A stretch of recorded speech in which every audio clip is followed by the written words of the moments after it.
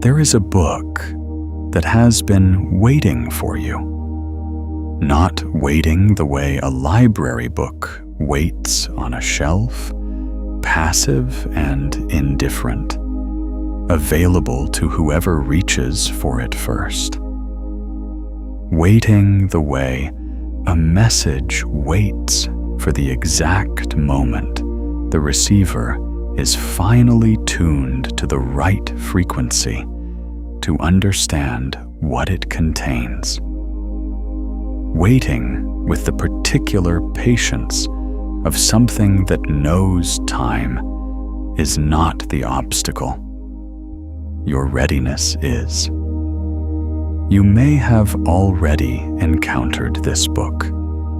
You may have picked it up years ago and set it down, feeling vaguely that it wasn't for you yet. Or perhaps you received it as a gift from someone who said they didn't know why they thought of you when they saw it. They just did. Or maybe you walked past it in a shop. Something pulled at you. You kept walking. And the image of the cover stayed with you for days afterward, without you being able to explain why.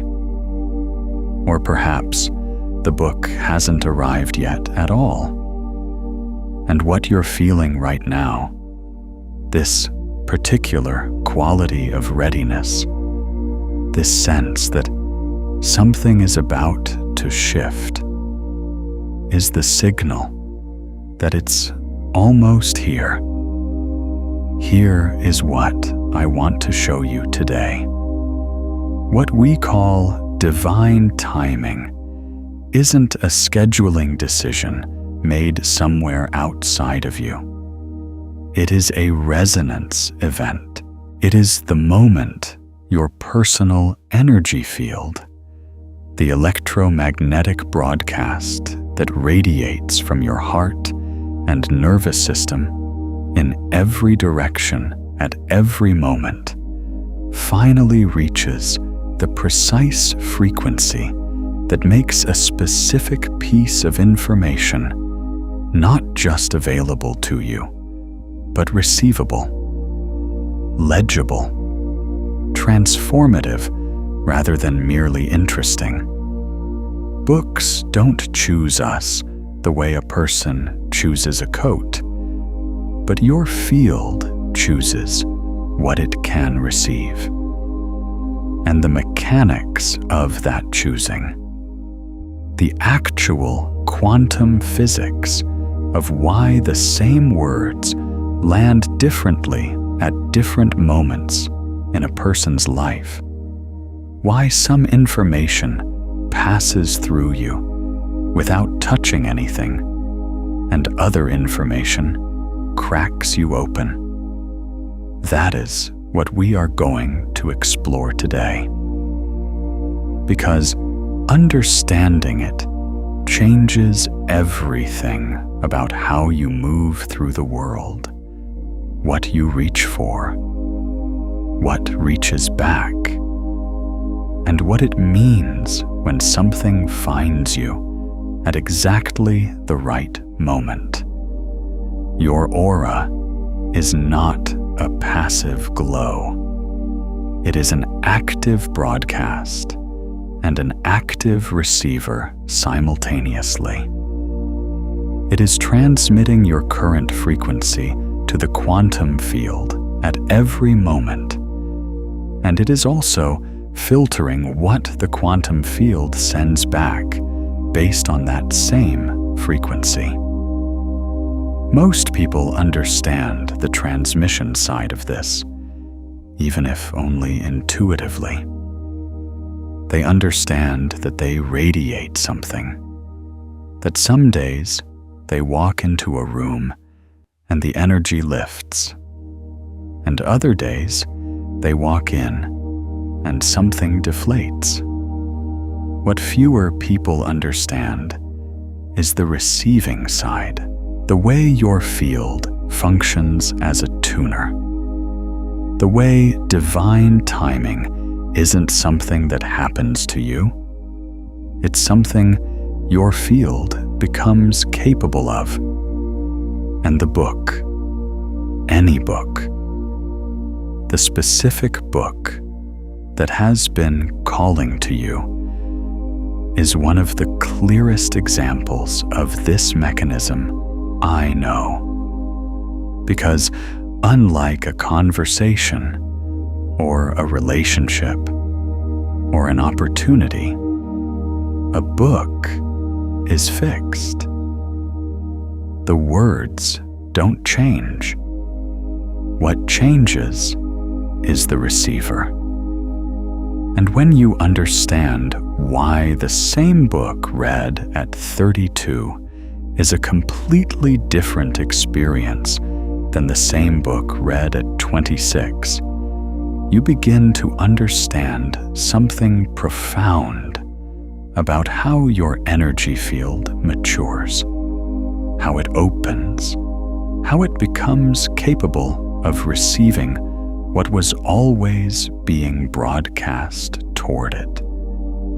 So let's begin there, with the field that surrounds you right now as you listen to this, with what it's doing, what it's tuned to, and why something, perhaps this very transmission, found you today. Your heart generates an electromagnetic field. This is not metaphor or spiritual claim. It is one of the most precisely measured phenomena in biophysics. The HeartMath Institute, which has spent decades studying the intersection of cardiac function and human perception, has documented that the heart's electromagnetic field extends measurably in every direction from the body, detectable at approximately 3 to 4 feet from the skin using standard magnetometers, and potentially extending much further using more sensitive instruments. This field is generated by the electrical activity of the heart muscle. And unlike the brain's electromagnetic field, which is relatively weak and localized, the heart's field is roughly 60 times greater in electrical amplitude and up to 5,000 times stronger in magnetic amplitude than the brain's. This matters for what we're exploring today, because that field is not just a byproduct of cardiac function. It carries information. It carries the pattern of your current emotional and physiological state in the form of its coherence, the degree to which its rhythm is ordered, smooth and harmonically structured versus chaotic, irregular, and fragmented. And coherence, as we'll explore in depth, is the precise mechanism by which your field becomes capable of receiving certain kinds of information that a less coherent field literally cannot process. But before we go deeper into the mechanics, I want to stay with the felt experience for a moment, because you already know this. You already know what it feels like when information lands versus when it passes through. Think of a time when someone said something to you, something you had heard before, perhaps many times, and this time it reached you differently. This time, it didn't just register intellectually. It landed somewhere in your body. something opened, something shifted. The words were the same words, but you were not the same receiver. Your field was not in the same state. Something about where you were in your life, what you had recently moved through, what you had recently let go of, had shifted your coherence, had tuned your field to a frequency that could actually receive what those words were carrying. That is divine timing. Not a cosmic schedule, a coherence event. And when we talk about a book that only appears when divine timing finally calls you, what we are actually describing is the moment your field becomes coherent enough, open enough, specifically tuned enough to receive what that book has always been carrying. The book was always there. The information was always available. But you, the receiver, had to become capable of receiving it. And the moment you did, the book appeared, or reappeared, or the spine caught your eye in a way it never had before, or someone mentioned it for the 4th time, and this time you wrote it down. That's not coincidence. That's resonance. And resonance is physics. If this is landing for you, here's something I want to share with you before we go further. Have you spent years trying to feel lit up again? Visualizations, affirmations, vibration work, and the light still won't hold? Every one of those methods is telling you to push harder, do more, add another technique. It's not working because the issue isn't that you don't have enough light. 6 specific patterns are sitting on top of it. They're called the frequencies of forgetting. The remembering field, a quantum guide to returning to the light. You forgot you were carrying walks through all 5 parts of getting those patterns off you. Every tool you used tried to add more light. This one lifts what's been sitting on the light you already carry. The longer you wait, the harder they get to clear. So go open it tonight. The link is in the pinned comment below. Now let's return to the resonance. Mechanics we were just beginning to unpack. Let me explain what resonance actually means at the quantum level, because the word gets used loosely, and I want you to understand the precise mechanism, because the precise mechanism is what gives you agency here. In classical physics, resonance occurs when one vibrating system encounters another vibrating system at the same or harmonically related frequency, and energy transfers between them.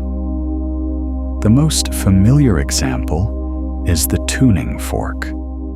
Strike one tuning fork at 440 Hz. Hold it near an unstruck tuning fork, also calibrated to 440 Hz, and the second fork begins to vibrate. Not because the first fork reached out and touched it, because the acoustic field generated by the first fork matched the resonant frequency of the second, and energy transferred. The second fork receives what the first is broadcasting, but only because it is tuned to that frequency. A tuning fork calibrated to 440 Hz does not respond to a 523 Hz broadcast. not because the 523 Hz signal isn't present. It is. The field carries it, but the receiver cannot entrain to it, cannot pick it up, cannot be moved by it. This is the precise mechanism of why the same book reads differently at different points in your life. At 22, the signal is present. The book is broadcasting what it carries. But your field, your current coherence, your current frequency, your current configuration of understanding and experience and openness is not tuned to receive it. So it passes through. You read the words. You understand them intellectually. But they don't land. They don't open anything. You set the book down and think, I'm not sure what all the fuss is about. At 34, you pick it up again, or someone presses it into your hands, or you find your own dog-eared copy in a box you're unpacking. And something in you says, now. And you read the same words. And this time, they crack you open. This time, every sentence feels like it was written specifically for you. This time, you can barely get through a paragraph without having to stop and let something integrate. What changed? Not the book. You. Your field. Your coherence. Your tuning. Divine timing is the moment your receiver matches the signal. Now let me show you something even more extraordinary about this. Because the resonance doesn't just explain why you can suddenly receive something you couldn't before. It explains why the book appears, why the timing feels orchestrated, why it seems like the universe is handing you exactly what you need at exactly the right moment. Your electromagnetic field, your aura, is broadcasting your current frequency constantly. Everything in your environment, every person, every object, every piece of information in your vicinity exists in a field relationship with your field. And just as the unstruck tuning fork responds to the struck one when frequencies match, your field draws toward itself, makes more visible, makes more present the things that are resonant with your current broadcast. This is not magical thinking. This is field theory applied to the ecology of human attention and perception. Your nervous system, shaped by your current emotional state, your current coherence, your current frequency, is literally filtering your perceptual field.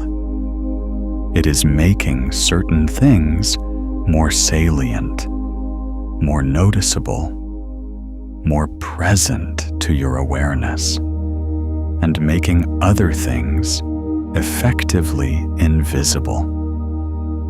the book was on the shelf last year. You walked past it. Your field didn't respond because the resonance wasn't there.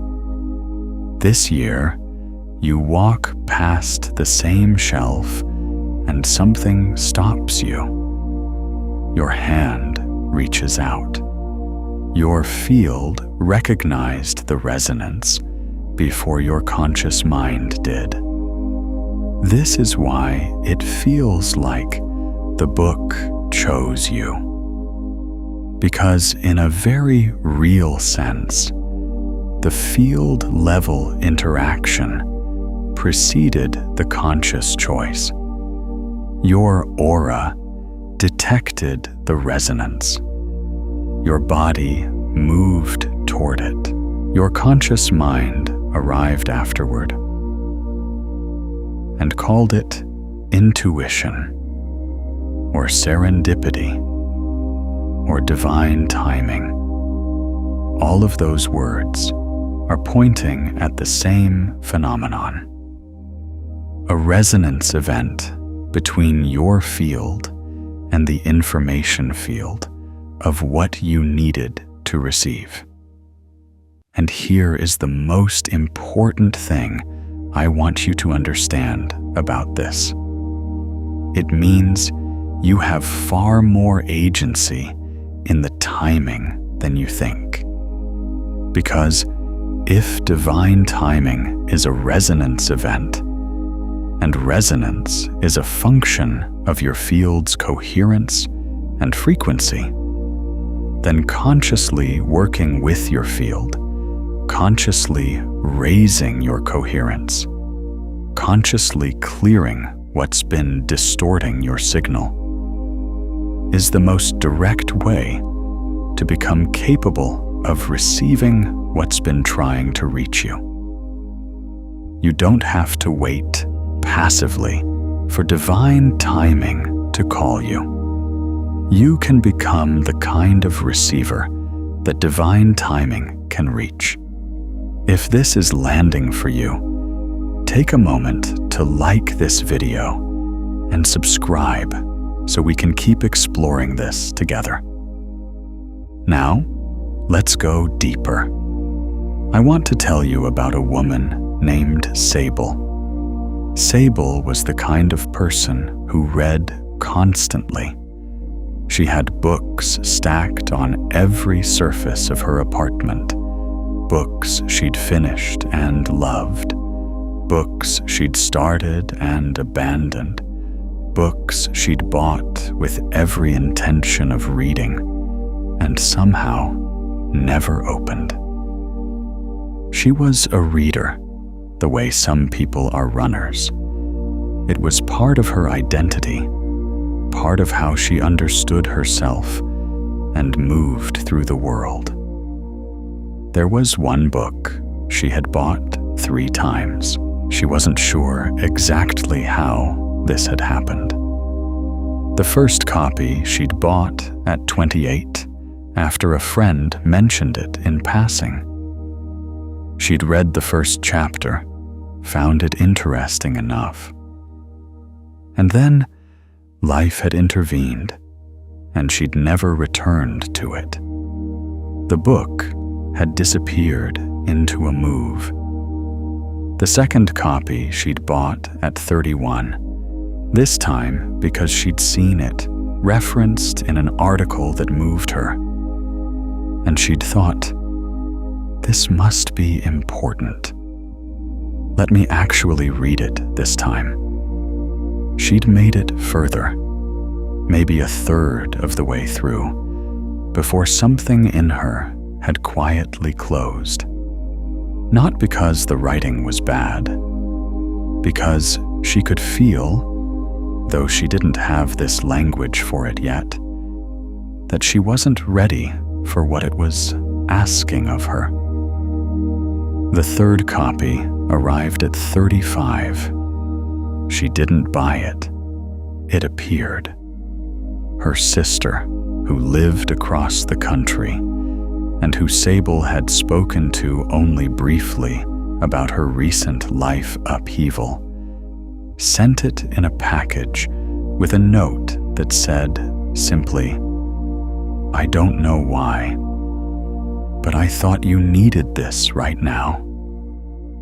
Sable sat with the book for 3 days before she opened it. She knew, the way you know certain things in your body before your mind catches up, that this time was different. This time, the book would reach her. And it did. She read it in 4 days, barely sleeping. And when she finished it, she sat quietly for a long time with her hand on the cover and felt something she could only describe as recognition, not of the book, of herself. The book had shown her something she had been carrying without knowing she was carrying it. It had named something that had been living in her field, unnamed and therefore unexaminable for years. What had changed between 31 and 35? Sable would have said, everything and nothing. Her external circumstances were not dramatically different. She was in the same city, the same profession, roughly the same life. But she had moved through something in those 4 years. A relationship that had asked more of her than she'd known how to give. And the slow, painful, ultimately clarifying process of understanding why. A period of what she would have called, at the time, falling apart. But what she understood now as a kind of coherence reset. The fragmented, defended, high-frequency noise state of her field had been, through difficulty and grief, and the particular kind of opening that comes when you stop holding everything together, gradually replaced by something quieter and more ordered. She had become more coherent, not happier necessarily, not more successful or more sorted, more coherent, more available to what was actually true, more capable of receiving what had been trying to reach her. The book didn't change. Sable's field did. And the moment her field was ready, her sister's hand reached for that book in a shop 3,000 miles away, and something said, "Send this to her now." That's divine timing. That's the field at work. That's what happens when a human being becomes coherent enough to receive what was always being broadcast toward them. Now I want to give you something practical, because understanding the mechanics is one thing, and it matters. But what matters more is that you can actually feel your own field right now, and you can begin to work with it consciously. You can begin to become the kind of receiver that what you need can actually reach. So I want you to do something with me right now.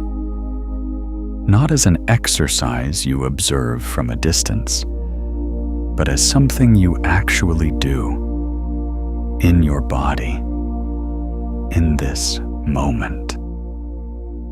bring your attention to your chest. Not the idea of your chest, but the actual physical sensation of it. The weight and warmth of it. The rise and fall. If you can, place your hand there, palm flat against your sternum, and feel the heat of your own hand against your skin or your clothing. Now I want you to breathe, but not in the way you usually breathe when someone tells you to breathe, which often just means breathing harder or more deliberately.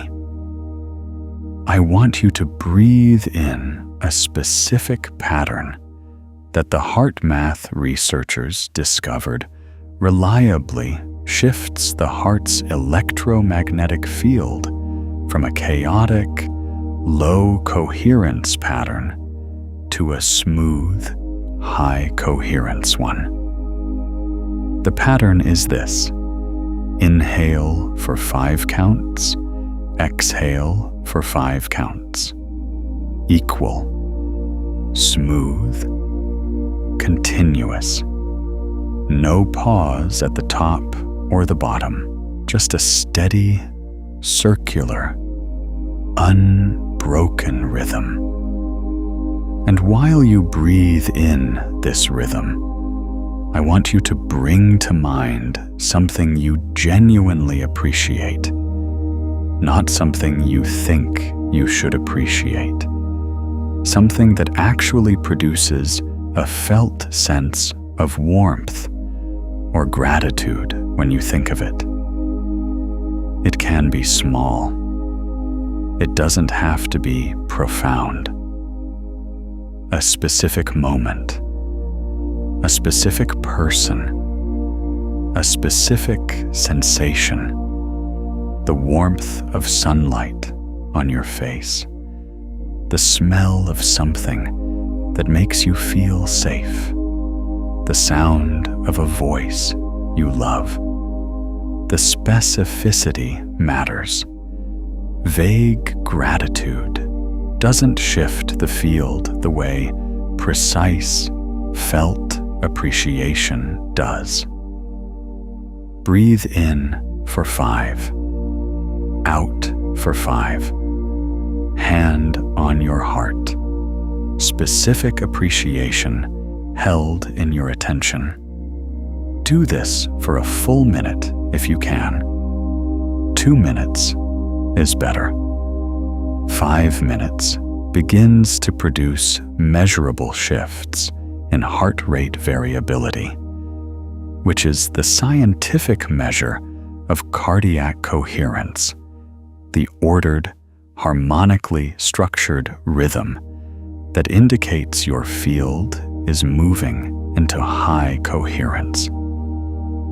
What you are doing right now is not relaxation, though it may feel relaxing. You are tuning your receiver. You are shifting the pattern of your heart's electromagnetic field from a fragmented, noisy signal to a coherent, ordered one.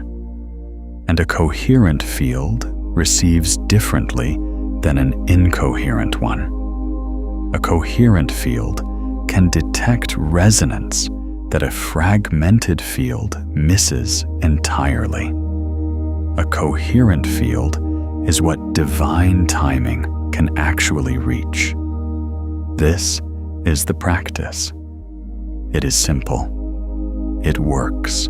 And the reason I'm giving it to you here, in the context of books and divine timing and the information that's been trying to reach you, is because if you practice this regularly, if you make heart coherence a daily habit rather than an occasional emergency measure, you will begin to notice something remarkable. things start finding you. The right conversation at the right moment. The article that answers the question you've been carrying. The book that appears in your hands at exactly the moment you're ready for it. This is not magic. This is you becoming a more coherent receiver. This is you making yourself available to the resonance that was always present. Keep breathing. 5 in, 5 out. Hand on your heart. Let something you love fill your chest. Have you ever felt your own field shift like this? A moment when your energy changed and the world around you seemed to respond differently. When a room lifted as you entered it, or something you'd been reaching for suddenly became reachable. I'd love to hear about it in the comments. What did that feel like in your body? Now let me take you deeper into what's actually happening in your field when you're in a state of high coherence, because there's a layer to this that most people never learn. And it's the layer that explains why coherence doesn't just make you feel better. It changes what information you can access. Your nervous system, particularly the network of neurons in your heart and gut, what researchers call the intrinsic cardiac nervous system and the enteric nervous system, functions as a second and third brain. The heart alone contains approximately 40,000 neurons, the same kind of neurons that make up the brain in your skull, capable of learning, memory, and independent decision-making. And these neurons are in constant bidirectional communication with the brain, sending more signals upward than they receive downward. In a state of low coherence, when your heart rhythm is chaotic and fragmented, when your field is broadcasting stress or fear or the particular contracted frequency of someone who is braced against life rather than open to it, the signals traveling from your heart to your brain are similarly chaotic. They produce what researchers call cortical inhibition, a measurable reduction in the higher cognitive functions of the prefrontal cortex, the part of your brain responsible for pattern recognition, intuitive decision-making, and what we might call perceptual openness, the ability to notice things that don't fit your existing categories. In other words, in a low coherence state, your brain is literally less capable of perceiving novelty, less capable of recognizing something it hasn't seen before, less capable of being surprised by something that doesn't fit its current map of reality, which means less capable of receiving information that would change something. In a state of high coherence, the signals traveling from your heart to your brain are ordered and harmonically structured. They produce what researchers call cortical facilitation, a measurable enhancement of those same prefrontal functions. Pattern recognition improves. Intuitive perception sharpens. The ability to notice things outside your existing categories expands. You become, in a measurable neurological sense, more capable of receiving new information, more capable of being reached by what's been trying to reach you. This is why the same book reads differently when you're in different states. It's not just emotional readiness. It's neurological capacity. In a low coherence state, your brain is running on a kind of perceptual autopilot, confirming what it already knows, filtering out what doesn't fit, protecting its existing map of reality. In a high coherence state, the map becomes permeable. New information can enter. Old certainties can be questioned. Something that was always there becomes suddenly startlingly visible. And this is why the practices matter. Not as comfort, not as stress relief, though they provide that too, as a direct method of expanding your perceptual capacity, of making yourself capable of receiving what divine timing is trying to deliver. There is something else happening in the field that I want to name, because it is one of the most extraordinary aspects of what we're exploring today. And it has to do with the way information moves between fields. When two electromagnetic fields interact, they don't just coexist. They influence each other. They exchange information. This is the principle of electromagnetic induction, one of the foundational principles of modern physics, first described by Michael Faraday in the 1830s, and now so fundamental to our technological world that it underlies everything from electric motors to the wireless charging of your phone.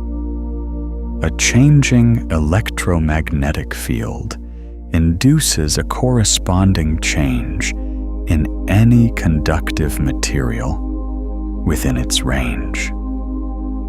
Fields don't just broadcast. They reach. They touch. They alter. Your heart's electromagnetic field is a changing electromagnetic field. It is constantly in motion, constantly oscillating, constantly broadcasting its current pattern. And everything within its range, which extends several feet from your body in every direction, is being touched by that field. Other people's fields, the space around you. And yes, in ways we are only beginning to understand scientifically, but have always known intuitively, the information environment around you.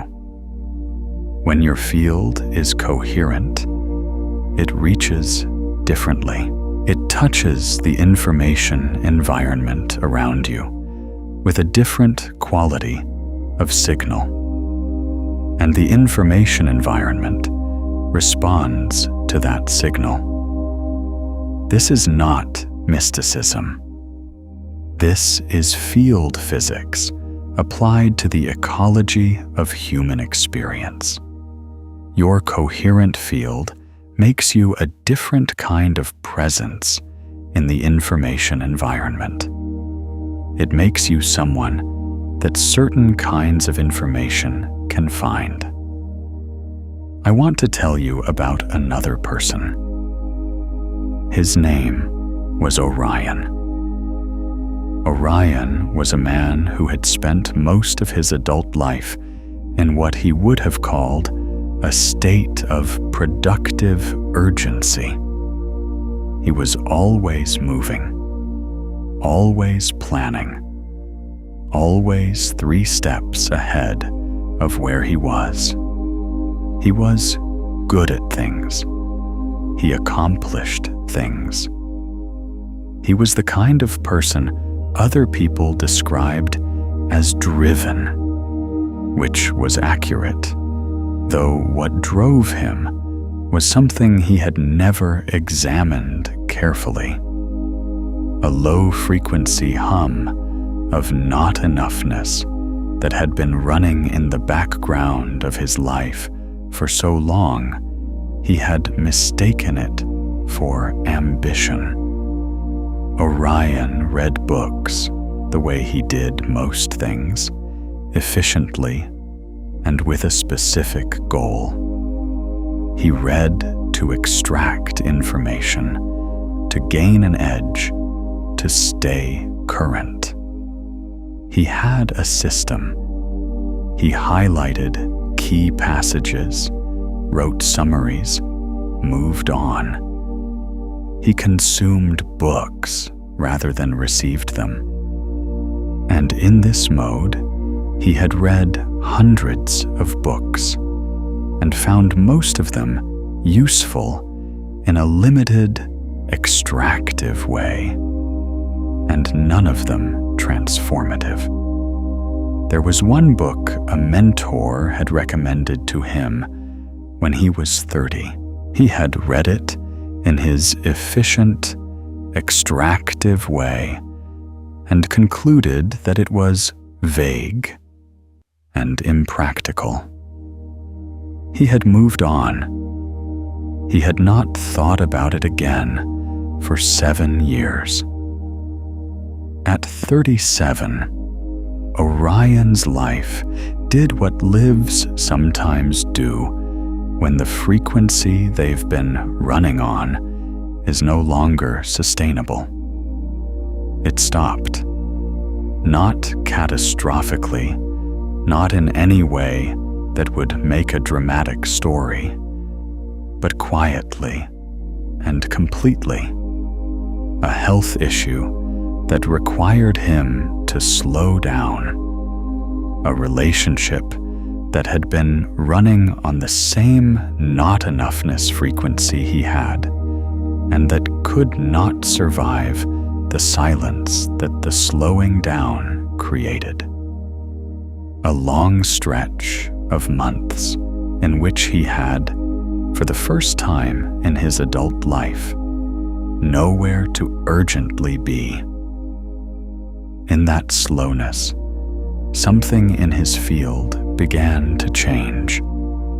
The low-frequency hum of productive urgency, with nothing to attach itself to, gradually quieted. And in the quiet, something else became audible. Not a new thing, something that had always been there, underneath the noise. A quality of his own nature that the urgency had been, he understood now, both expressing and suppressing at the same time. One afternoon, in the particular aimless way of someone who has stopped rushing, Orion was moving through his own bookshelves, not looking for anything, just moving. And his hand stopped on a spine, He pulled the book out. He recognized it. He had a dim memory of having read it years ago and found it unsatisfying. But something stopped him from putting it back. He sat down with it. He read the first page. And then he sat very still for a long moment, because the first page contained something that 7 years ago had passed through him without touching anything. And that now, in this moment, in this quieter field, in this more coherent state, landed with the force of something that had been waiting a very long time to arrive. He read the book over the next week, not efficiently, not extractively. He read it the way you drink water when you've been thirsty for a long time without knowing it. And when he finished it, he understood something about the 7 years between his first reading and this one. The book hadn't changed. His capacity to receive it had. And the capacity had changed not because he had become smarter or more educated or more spiritually advanced. It had changed because the noise in his field had finally quieted enough for the signal to get through. Divine timing had not waited for Orion to be ready in the sense of having achieved some prerequisite state of worthiness or development. It had waited for his field to become coherent enough to receive what it was carrying. And the moment it did, the book was there. The same book, always there, finally receivable. I want to stay with Orion for one more moment, because there is something in his story that I don't want to pass over too quickly. Something about the specific texture of what changed in him during those months of enforced stillness. Because it wasn't that he became a different person. It was that he stopped performing being a person. The urgency that had driven him for 15 years had been, among other things, a way of never having to sit with himself long enough to feel what was actually present in his field. The constant motion was a form of field management. If you are always moving, always producing, always optimizing, you never have to encounter the quieter signals that are also broadcasting from within you, the ones that don't fit the story of who you've decided to be, the ones that have been waiting patiently for a moment of stillness in which they could finally be heard. What the slowing down gave Orion was not peace, at least not at first. It gave him exposure. Exposure to the actual contents of his own field. The grief he had been outrunning. The longing he had been converting into productivity. The question he had been too busy to ask, which was whether the life he was building was the life he was actually meant to be living. Those things were not new. They had been in his field the entire time, broadcasting quietly beneath the noise. But the noise had been too loud, and he had been too fast for them to reach his conscious awareness. When the noise finally stopped, they were simply there, present and undeniable. And in that exposure, painful as it was, his field reorganized. The chaotic, high-urgency pattern began to settle into something more ordered, not because he had solved anything, because he had finally stopped running from what was true. That reorganization is what made him capable of receiving the book. Not the passage of 7 years, the coherence that the stillness had allowed to emerge. I tell you this because I want you to understand something about the relationship between difficulty and receptivity that is often misunderstood.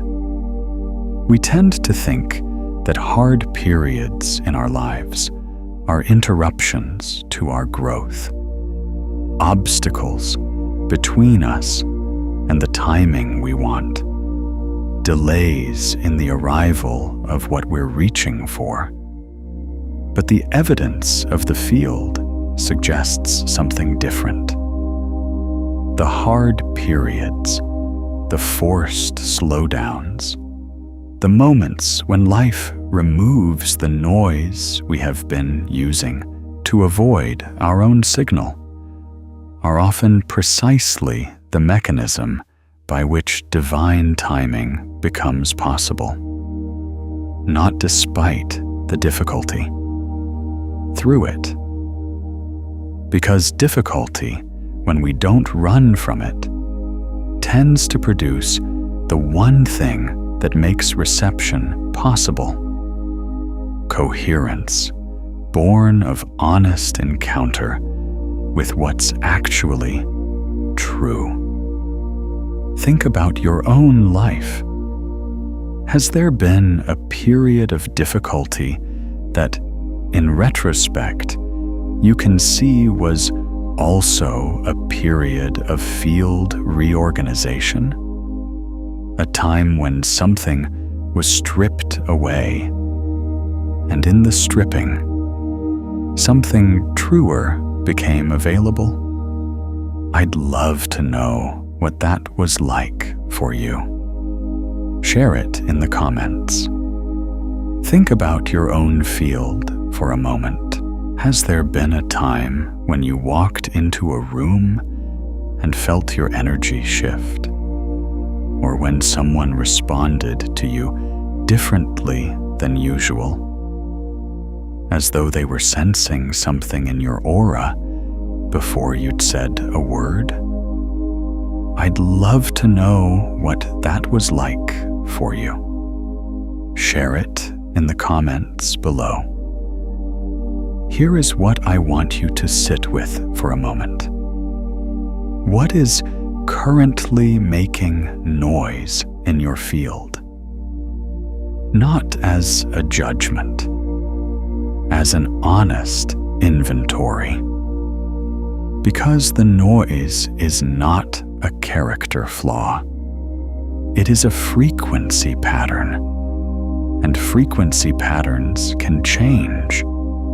The most common sources of field noise, the things that fragment your electromagnetic coherence and reduce your capacity to receive what's trying to reach you, are these: chronic, low-grade anxiety, the background hum of a nervous system that has been in a mild state of threat response for so long it has normalized it. Accumulated grief that hasn't been moved through. not because you're weak, but because the culture we live in rarely gives grief the space it needs to complete itself. The specific frequency of suppressed knowing. The things you know, but haven't let yourself fully know yet. Because knowing them would require a change you're not sure you're ready for, and the contracted, self-protective field state of someone who has been hurt enough times that they have learned unconsciously to dim their own signal as a form of protection.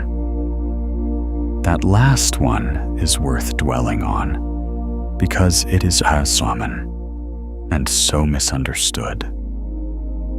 When you dim your signal, when you contract your field, when you make yourself electromagnetically smaller as a way of staying safe, you don't just protect yourself from what might hurt you.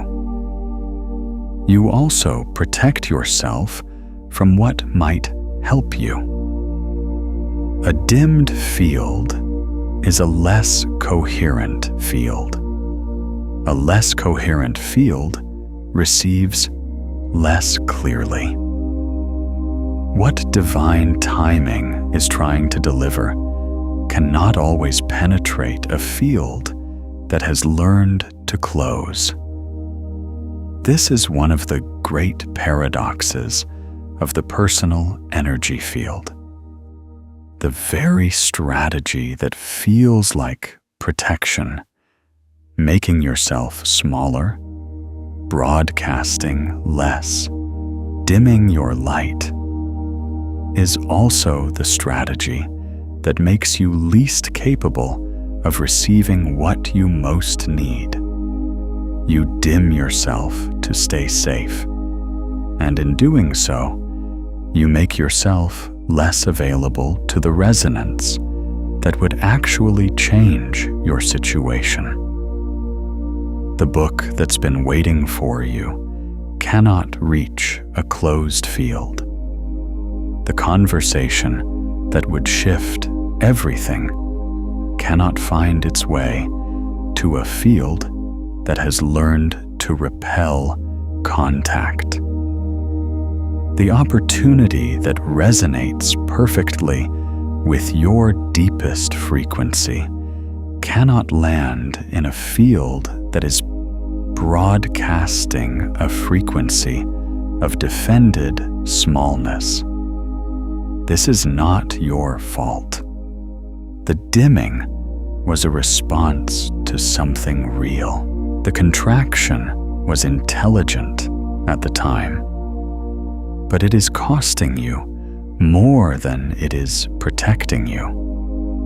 And the moment you understand that, you can begin to make a different choice. Not a dramatic choice, not a sudden throwing open of every door, a gradual, daily, practiced choice to return to coherence, to let your field expand back toward its natural state, to become slowly and steadily the kind of receiver that what you need can actually reach. Let me give you something specific to work with here, because I don't want to leave you with the understanding without the practice. There is a specific quality of field contraction that I want you to recognize, because once you can feel it, you can work with it consciously. It is the feeling of bracing, the subtle, often unconscious, muscular, and energetic holding that happens when you are anticipating something difficult or when you are in an environment that doesn't feel safe, or when you are moving through a period of life that has required you to hold yourself together through sheer force of will. Bracing is not always visible from the outside. You can look completely functional, even calm, while your field is in a state of chronic contraction. But you can feel it if you know where to look.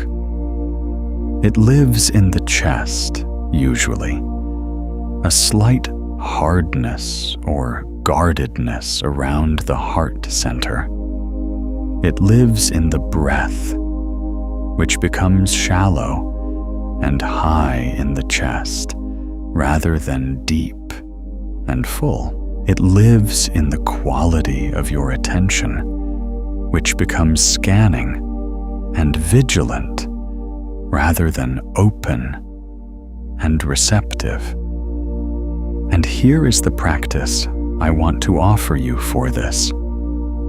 Not a dramatic release, not a forced opening, but what I would call a field softening, a gentle, intentional return to permeability. Bring your attention again to your chest.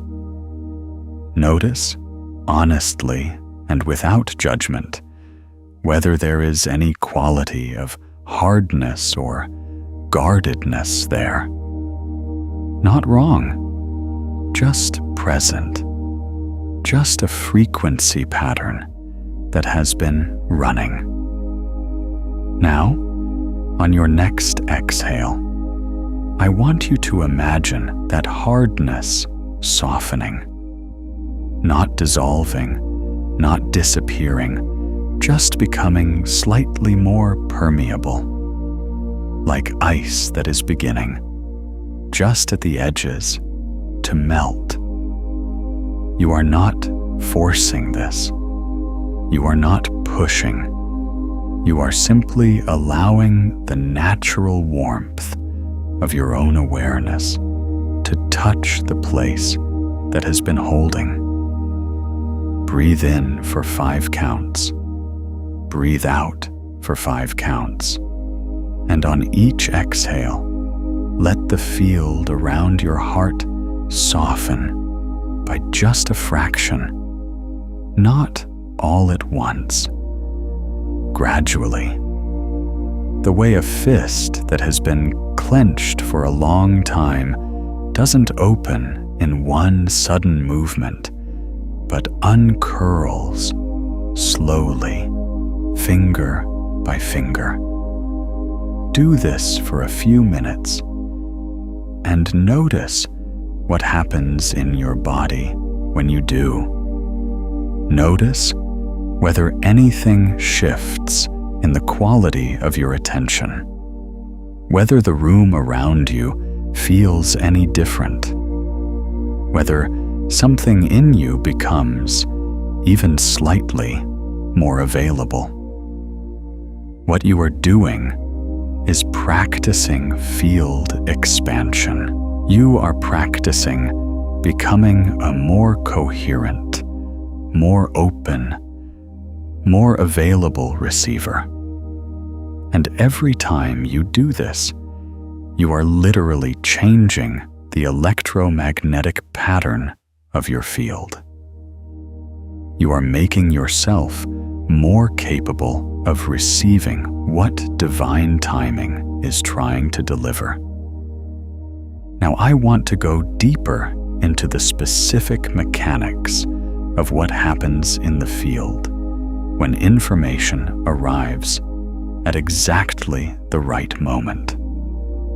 Because there is something happening here that goes beyond coherence and resonance, something that touches on one of the most fascinating and least understood aspects of quantum biology.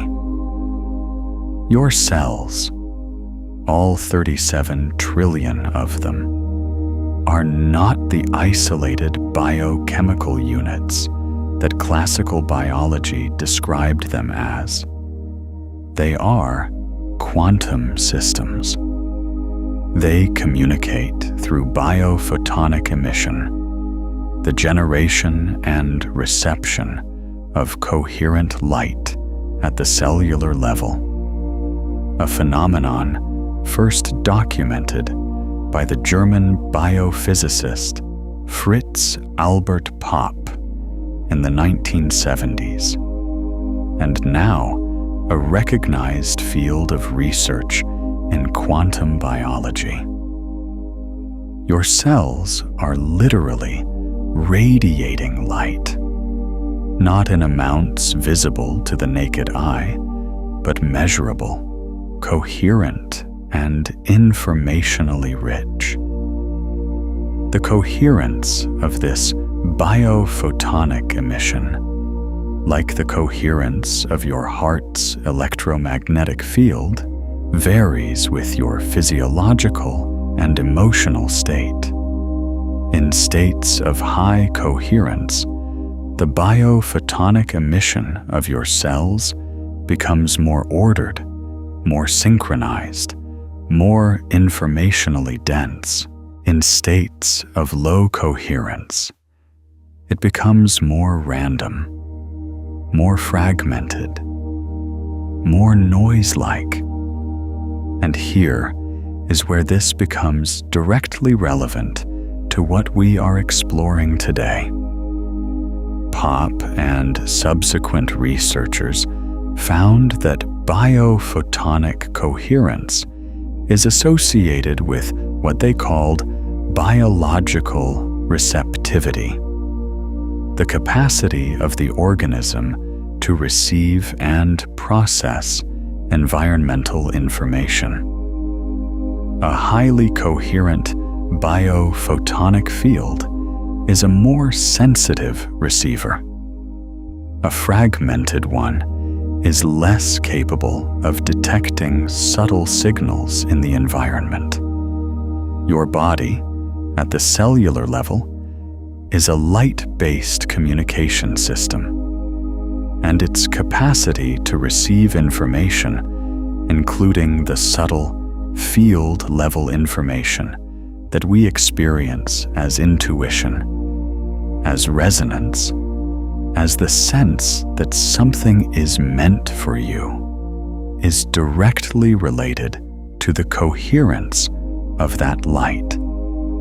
This is why the same book, encountered at different moments in your life, is literally received by a different biological system, not just a different emotional state, a different biophotonic field, a different cellular coherence, a different capacity for information reception at the most fundamental level of your biology. Divine timing is not just about emotional readiness. It is about biological readiness, about the coherence of your entire system, from the electromagnetic field of your heart to the biophotonic emission of your cells, reaching the state in which a specific piece of information can be received, processed, and integrated rather than simply passing through.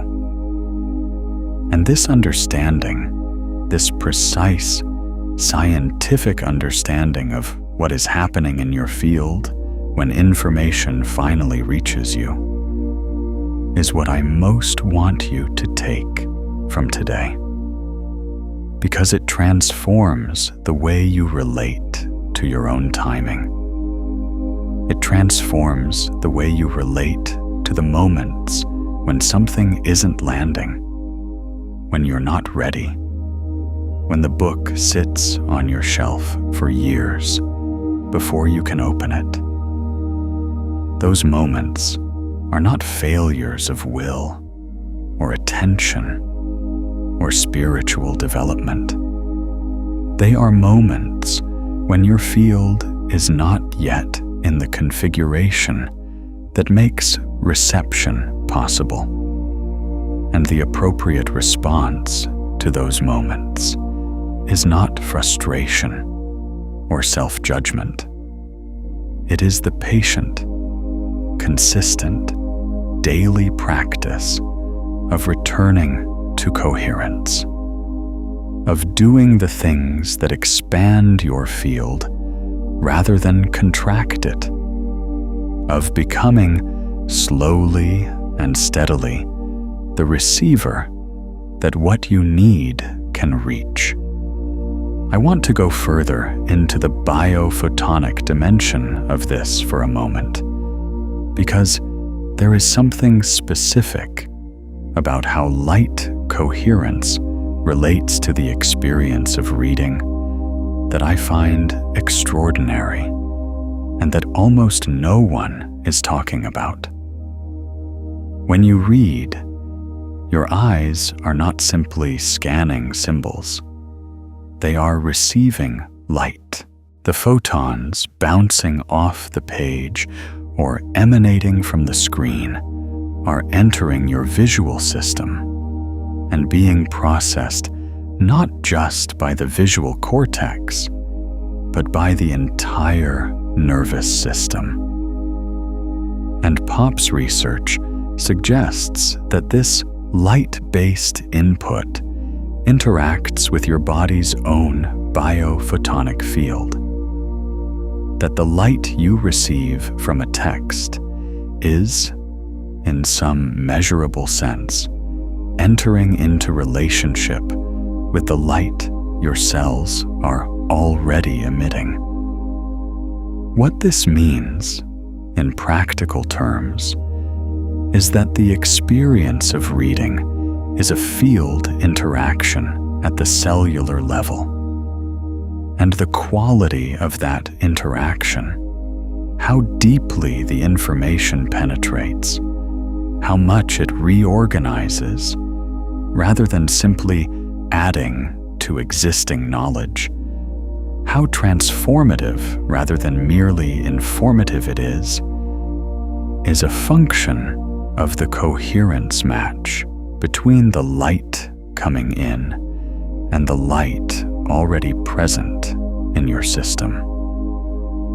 When you are in a high coherent state and you encounter a text that carries high coherence information, meaning information that was generated by a mind in a state of deep clarity and integration, the biophotonic interaction is rich and deep.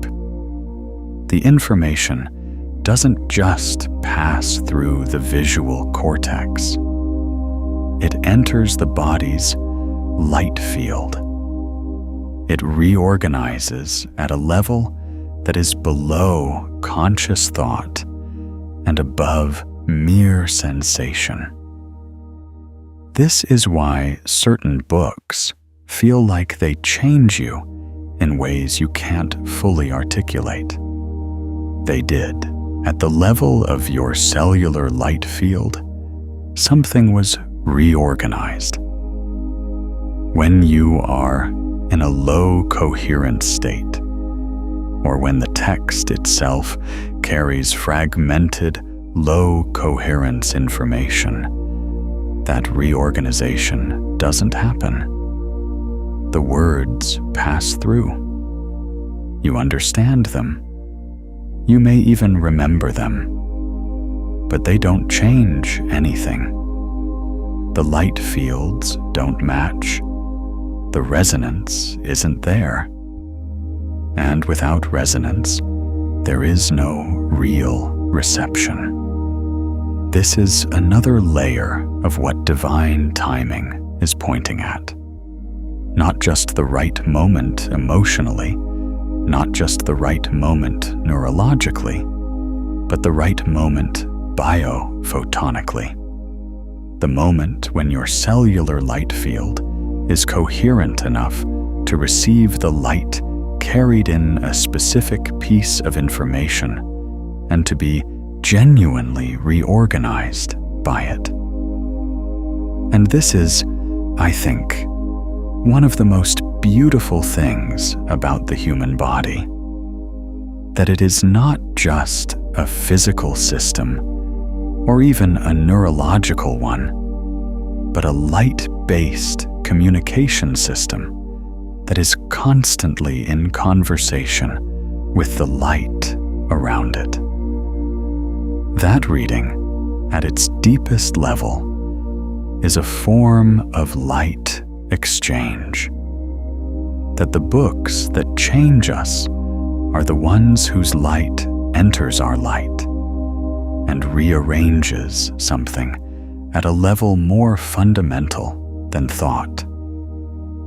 Now, I want to talk about something that I think is one of the most important and least discussed aspects of this whole phenomenon, and that is the relationship between what a book is calling you toward and what your field is currently broadcasting. When we say that a book chooses you, or that divine timing calls you to a specific piece of information, we are pointing at a resonance event. But resonance works in both directions. The book is broadcasting something. Your field is broadcasting something. The resonance occurs when those broadcasts match, which means that what the book is calling you toward is, in some sense, already present in your field, not as a fully formed knowing, but as a frequency, as a potential that your field is already carrying, already broadcasting at some level, but that hasn't yet become conscious. The book doesn't give you something entirely new. It shows you something that was already in you, already radiating, but invisible to you because you hadn't yet seen it reflected back clearly enough to recognize it. This is why the experience of reading the right book at the right time so often feels like recognition rather than discovery. You're not encountering something foreign. You're encountering something familiar, something that has been living in your field, perhaps for years, waiting for the moment when the right mirror would show it to you clearly enough that you could finally see it and claim it as your own. Sable's book showed her something she had been carrying without knowing she was carrying it. Orion's book showed him something that the noise of his productive urgency had been all along, both expressing and obscuring. The book didn't create the thing. It revealed it. It gave it language, form, and the particular kind of clarity that comes when something you've been feeling but couldn't name is finally named. And this is the extraordinary thing about your field right now. Whatever is trying to reach you, whatever book or conversation or piece of information is in the process of finding you, it is resonant with something you are already carrying, something that is already in your field, already part of your frequency already broadcasting, even if quietly, even if beneath the noise of everything else. You are not waiting to receive something foreign. You are waiting to recognize something familiar. And the moment your field becomes coherent enough, quiet enough, open enough, you will recognize it. And it will feel, as it always does, like coming home. Let me ask you something directly, and I want you to sit with this question, rather than answer it quickly. Because quick answers come from the surface of the mind. And this question is asking for something deeper. What do you already know that you haven't let yourself fully know yet? What frequency is your field already carrying, already broadcasting at some level that you haven't yet brought into conscious awareness? What is the thing that, when you're very quiet, when the noise of daily life settles, you can feel in your chest as a kind of pull or pressure or persistent whisper? Because that thing, that frequency, that quiet knowing is what the book that's coming for you is resonant with. It is what divine timing is trying to deliver. And the more you can consciously acknowledge it, the more you can let it be present in your field, rather than suppressed beneath the noise, the more coherent your field becomes around that specific frequency. And the more coherent your field becomes around that frequency, the more clearly you will be able to receive the information that matches it. This is the active side of divine timing, not passive waiting, active coherence, active acknowledgement of what's already in your field, active willingness to let what you know be known, even before you have the full picture, even before you have the language, even before the book arrives to show it to you clearly. Your field is already broadcasting it. The question is whether you're broadcasting it consciously or unconsciously. And a conscious broadcast is, as we've said, infinitely more powerful than an unconscious one. There is a third person I want to tell you about. Her name was Lena. Lena had never thought of herself as someone who had a relationship with books.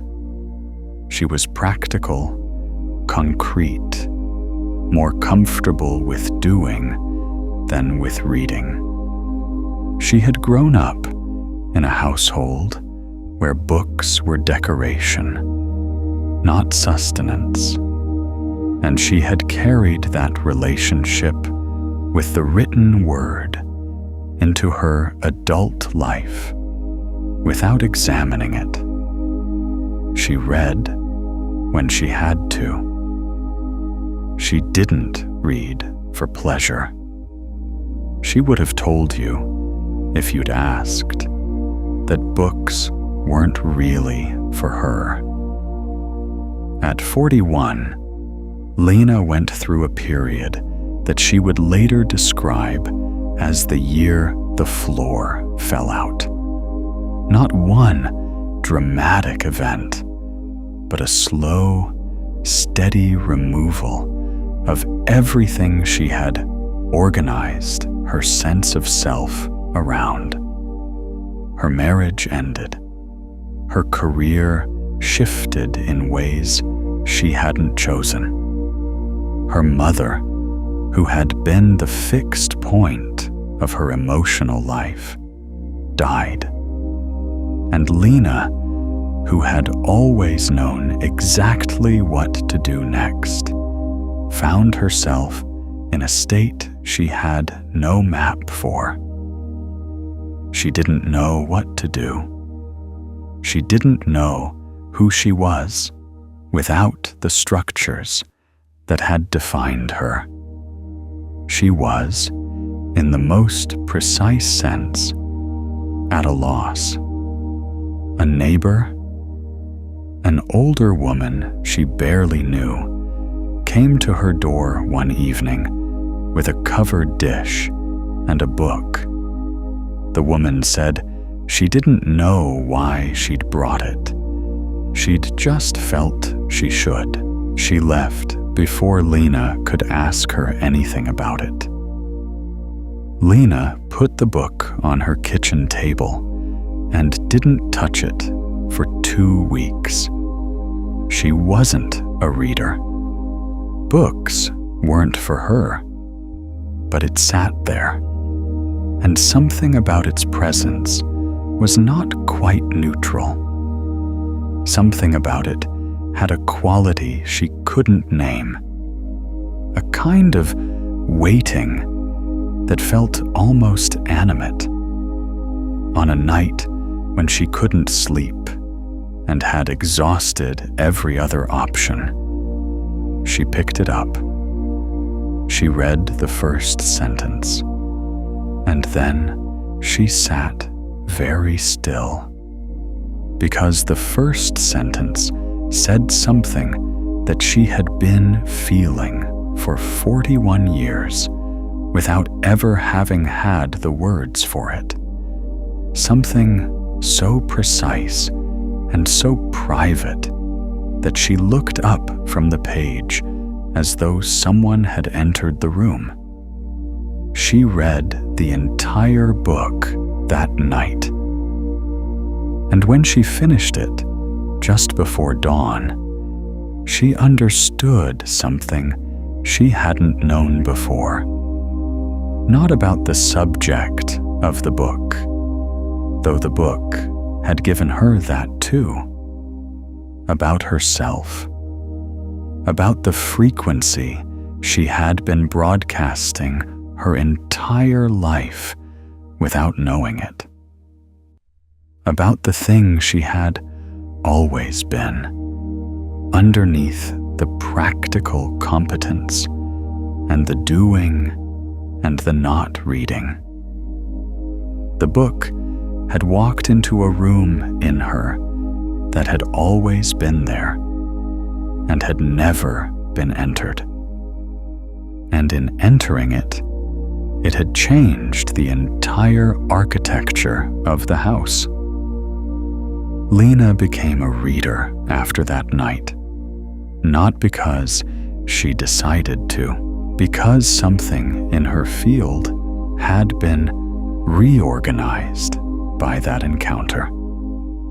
And the reorganization made her capable of receiving what books carry in a way she had never been capable of before.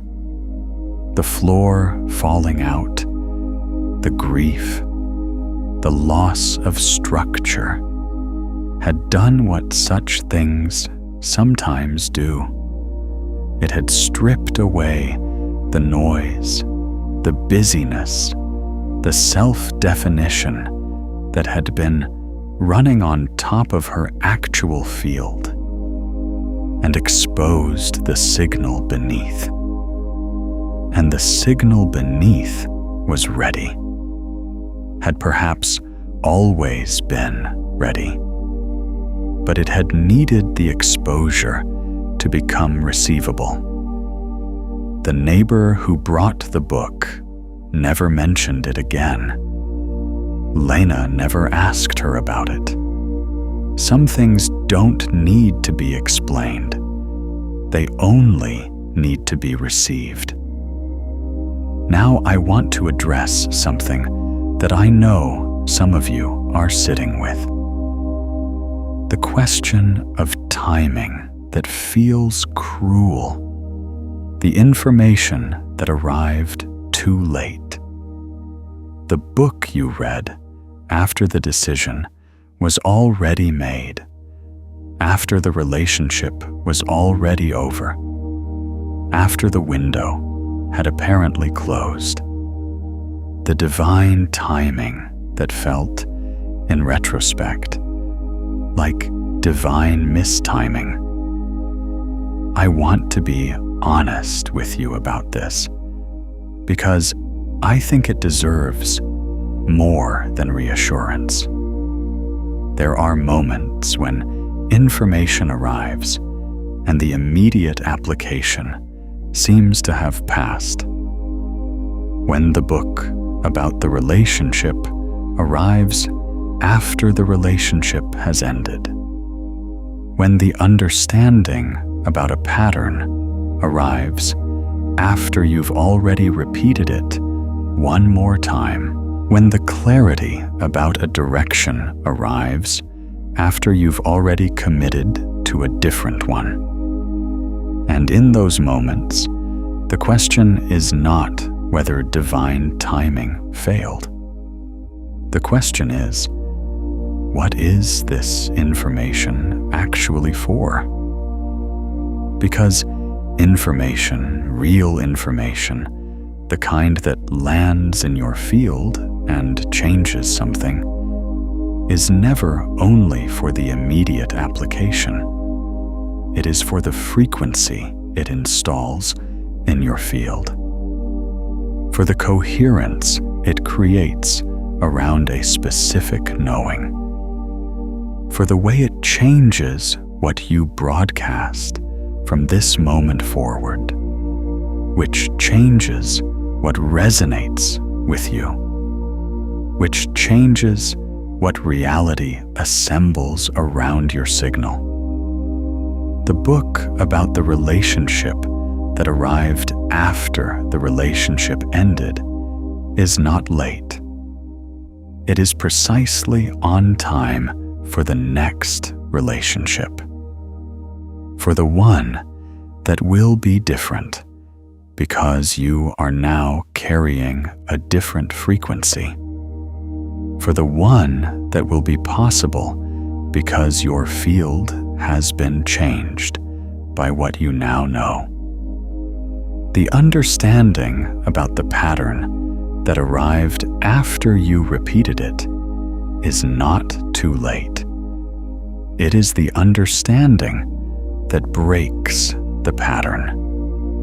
The pattern needed to be repeated one more time, perhaps, for you to be coherent enough to finally receive what would end it. Divine timing is not rule. It is precise. And its precision is not organized around the calendar of your conscious mind's preferences. It is organized around the coherence of your field, around the moment your field becomes capable of receiving what it needs to receive. And that moment, whenever it arrives, is exactly on time. This is not resignation. This is not passive acceptance of whatever happens. This is the understanding that allows you to work with your field actively, to raise your coherence consistently, to become capable of receiving what's trying to reach you as quickly as your field can genuinely support, which is faster than you think when you're working with it consciously. I want to give you one more layer of the mechanics before we move into integration, because there is something about the relationship between books and fields that I haven't yet named explicitly. And it is one of the most beautiful aspects of what we're exploring. Books are not just containers of information. They are, in a very real sense, fields. The thoughts and emotions and experiences and understandings of the person who wrote them are encoded not just in the words, but in the energetic signature of the work itself. This is why some books feel different in your hands before you've read a word. Why some books feel dense and alive and others feel and empty, regardless of their subject matter or the quality of the prose. Why some books feel like they were written specifically for you, even when you know intellectually that they were written for everyone. What you are detecting in those moments of felt recognition is a field resonance, the energetic signature of the work, the frequency of the consciousness that created it is interacting with your field. And when the frequencies are resonant, when what the work is carrying matches what your field is ready to receive, you feel it. Before you can explain it, before you've read enough to justify the feeling intellectually, you feel it in your chest, in your hands, in the particular quality of attention that the work draws from you. This is why the book that's meant for you at this moment in your life feels different from the books that aren't. Not better, necessarily. Not more beautifully written, more resonant, more alive in your hands, more capable of reaching you. And this is why the practice of paying attention to that felt sense, of trusting the resonance you feel in your body when you encounter something, is one of the most important practices you can develop. Not as a replacement for discernment or critical thinking, but as the first layer of information. The field-level signal that precedes the intellectual assessment. The body's recognition of resonance before the mind has had time to evaluate it. Your field knows what it needs before your mind does.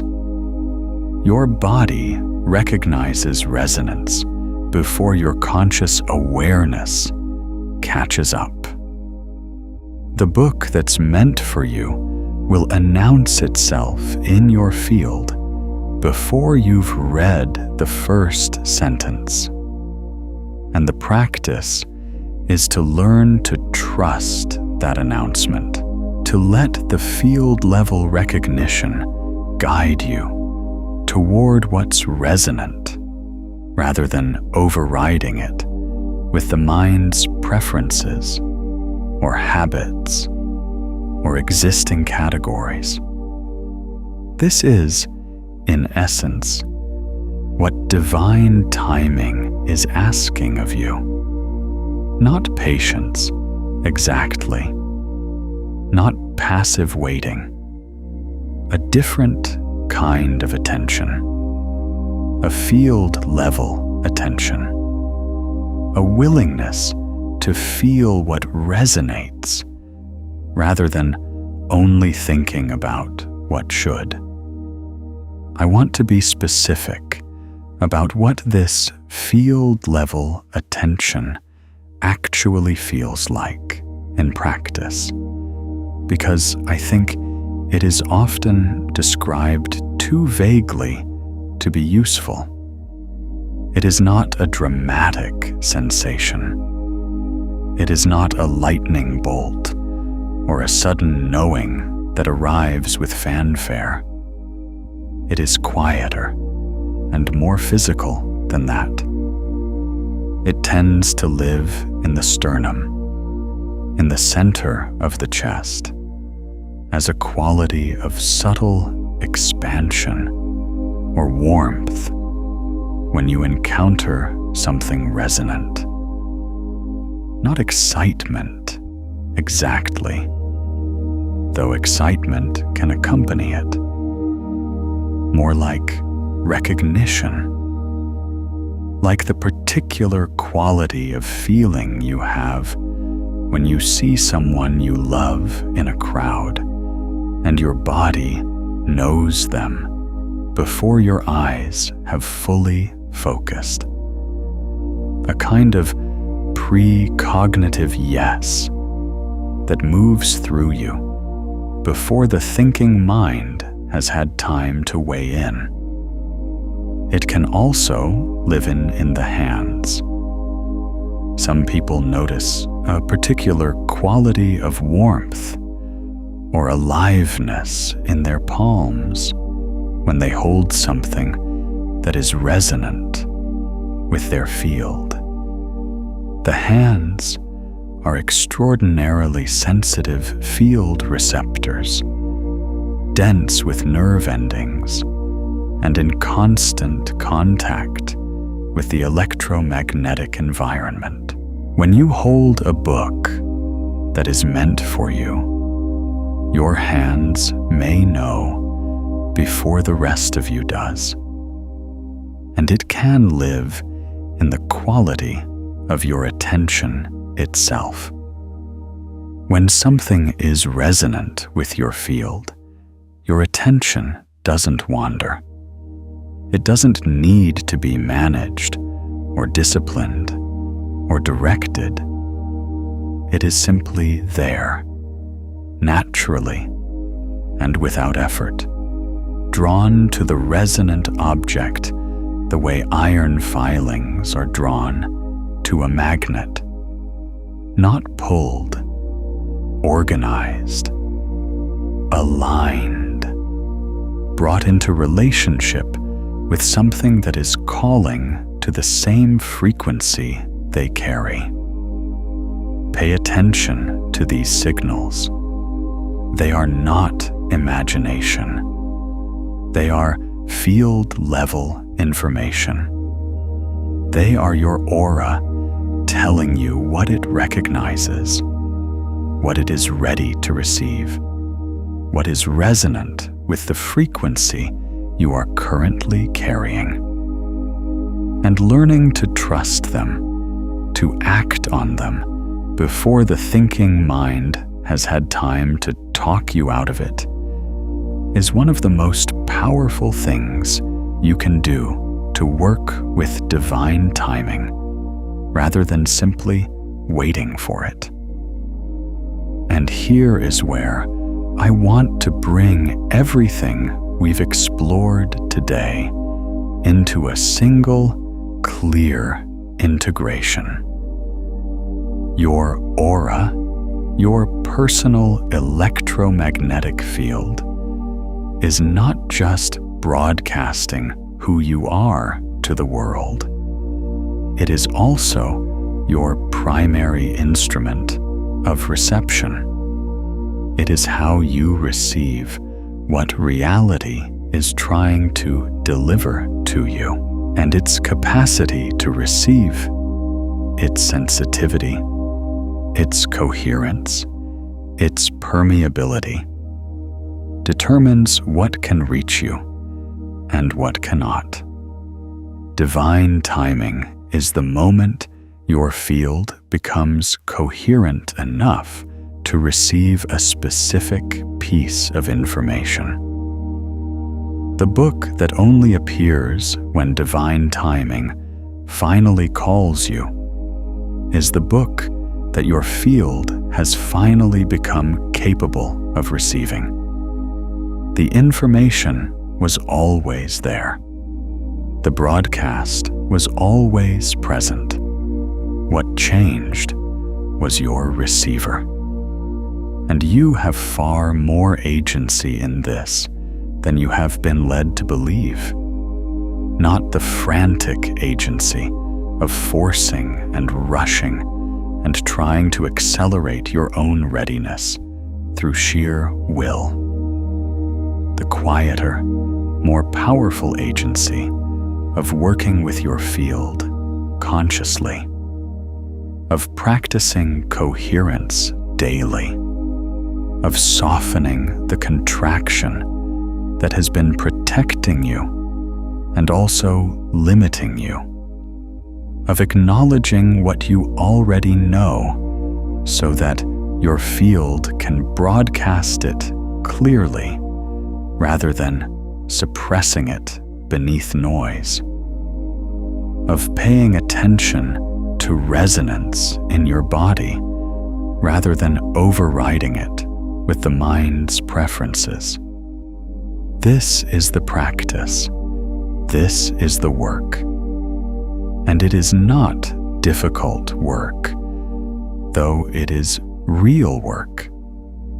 It is the work of becoming available, of becoming the receiver that what you need can reach, of making your field coherent enough, open enough, clear enough that divine timing can find you. Because divine timing is not waiting for you to be perfect. It is not waiting for you to have resolved every wound, cleared every pattern, achieved some prerequisite state of spiritual development. It is waiting with the particular patience of something that knows time is not the obstacle for your field to reach the coherence that makes reception possible.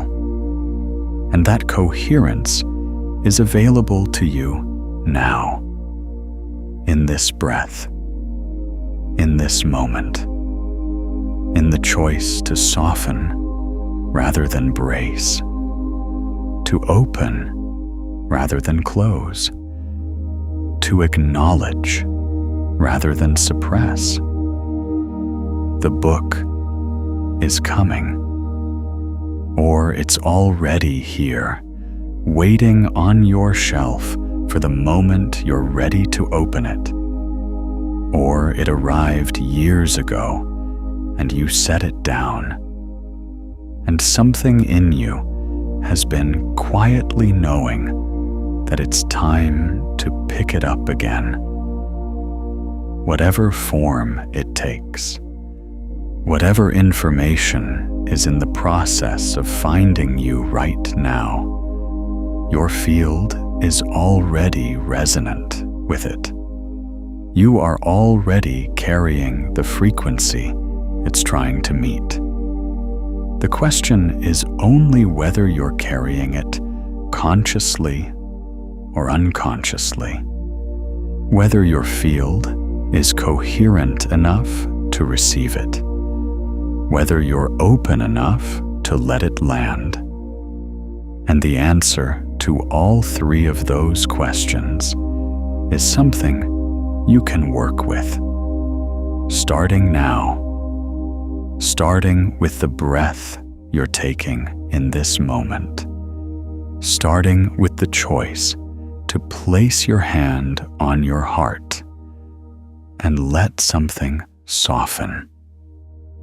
Before I close, I want to offer you one final practice. Not a breathing pattern this time, a spoken declaration, because there is something specific that happens in your field when you speak a truth out loud, rather than only thinking it. When you let the vibration of your own voice carry a frequency into the physical space around you, and therefore into your electromagnetic field. This declaration is not a wish or an affirmation in the traditional sense. It is not asking for something you don't have. It is acknowledging what is already true in your field, already broadcasting, already present, and bringing it into conscious clarity. If you can, speak this out loud, or speak it quietly under your breath. Let your voice carry it. I am a coherent receiver. What is meant for me can reach me. My field is open to what I need to receive. I trust the timing of my own readiness. I am available to what is trying to find me. Say it again if you can. Let it land. I am a coherent receiver. What is meant for me can reach me. My field is open to what I need to receive. I trust the timing of my own readiness. I am available to what is trying to find me. Feel what that does in your chest. Feel whether anything shifts in the quality of your field, whether something relaxes, whether something opens, whether the particular quality of bracing or waiting or urgency that may have been present softens even slightly into something more like availability. That shift, however subtle, is real. That is your field moving. That is coherence increasing. That is you becoming, in this moment, a slightly more capable receiver of what divine timing is trying to deliver. I want to add one more layer to this practice before we close, because there is something specific about the spoken voice and its relationship to the electromagnetic field that I think you should know. When you speak, you generate sound waves.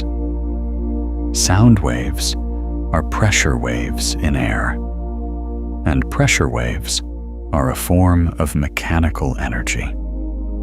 But the production of those sound waves also involves the coordinated activity of your entire respiratory and muscular system, your diaphragm, your intercostal muscles, your larynx, your resonating chambers in your chest and skull. And that coordinated activity, when it is organized around a coherent intention, a clear and felt truth rather than a performed or hollow statement, produces a corresponding organization in your electromagnetic field. This is why speaking a truth out loud feels different from thinking it. Thinking it is a neural event. Speaking it is a whole body event. The vibration of your voice moves through your chest cavity, through the bones of your skull, through the fluid in your inner ear. It is felt as much as heard. And when what you are speaking is genuinely true, when it matches what your field is actually carrying, the resonance between the spoken vibration and the field vibration produces a kind of amplification. The truth becomes louder in your field, more present, more organized, more capable of being broadcast clearly to the quantum field around you. This is why declarations work when they are genuine and do not work when they are not. A declaration that matches your field amplifies your signal. A declaration that contradicts your field creates interference. The goal is not to say things that sound good. The goal is to speak what is actually true in your field, even if it is only beginning to be true. Even if you are speaking it into existence as much as acknowledging what is already there. Because the speaking, when it is genuine, is itself a coherence practice. It is a way of bringing your voice, your body, and your field into alignment around a single frequency. And alignment is coherence. And coherence is reception. If this transmission has moved something in you, consider returning to it during a quiet morning before the day takes hold, or in the stillness before sleep when your field is most receptive and the signal travels cleanest. And if someone in your life is waiting for a reminder that their light is real, that their field matters, that what is meant for them can still reach them, share this with them. When you do, something activates. Their awareness of their own field begins to stir. Your fields strengthen each other through resonance, and the collective luminosity grows. That is not a small thing. That is how the signal spreads. Now let me leave you with this. The book that chose you. The information that is in the process of finding you. The understanding that is almost within reach. It is resonant with something you are already carrying.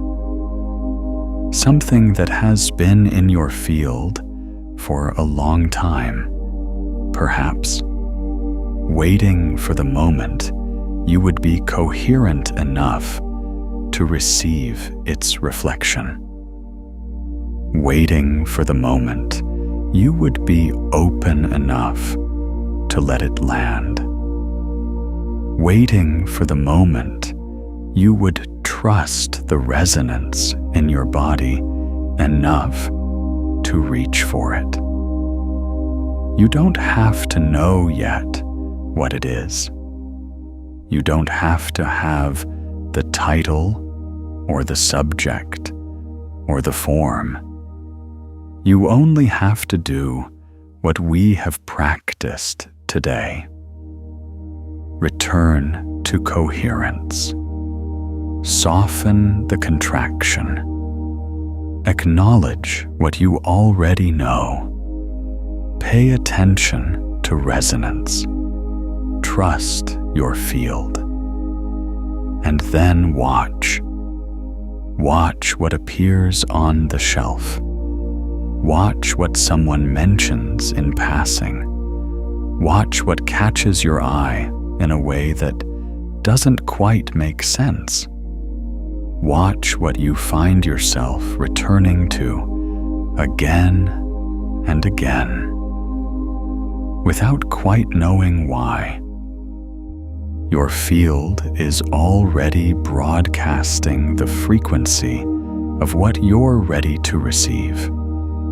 Divine timing is already organizing the delivery. The book is already in motion toward you. All you have to do is become available to the resonance. Your receiver is on. It has always been on. Now you know how to tune it. What arrives next will not be an accident. It will be a resonance event. It will be your field, finally coherent enough, finally open enough, finally clear enough, meeting what was always trying to reach you. And when it does, you will recognize it, not as something new, as something you already knew, something that has been in your field this whole time, waiting for the moment you were ready to see it clearly. That moment is closer than you think. Your field is already moving toward it. Welcome to your own readiness. Welcome to the timing that was always yours.